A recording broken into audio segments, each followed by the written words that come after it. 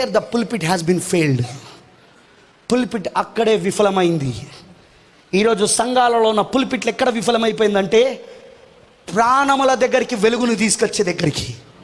వాళ్ళు ఈ విషయాలు ఆ విషయాలు మాట్లాడుతున్నారు కానీ వాక్యం మాట్లాడతలేరు.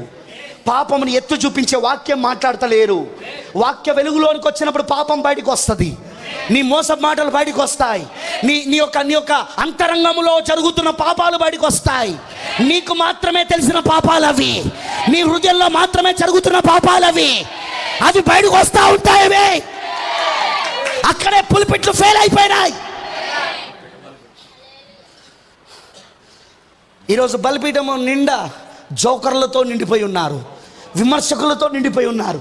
వాడు మంచోడు కాదు, వీడు మంచోడు కాదు, వాడు చెడ్డోడు, వీడు చెడ్డోడని, లేదా జోకర్లాగా జోకులు వేసి జనాలను ఆకర్షించుకోవడంతో నిండిపోయి ఉంది తప్ప ఒక విశ్వాసి, ఒక పాపి పరిశుద్ధుడిగా మార్చే సువార్త లేదు. ఒక పాపిని పరిశుద్ధుడిగా మార్చగలిగిన సువార్త లేదు.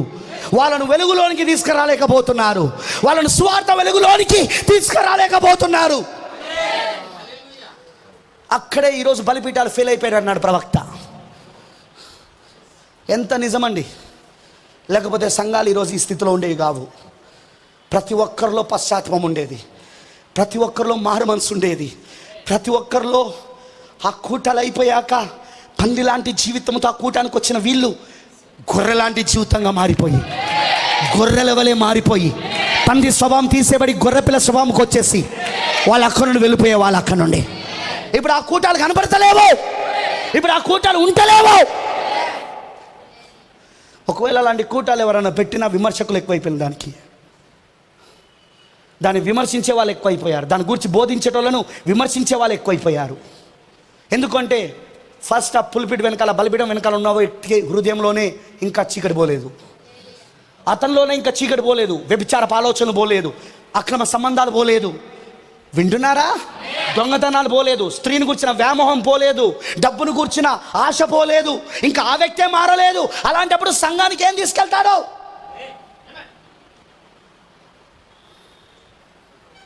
That is what happening.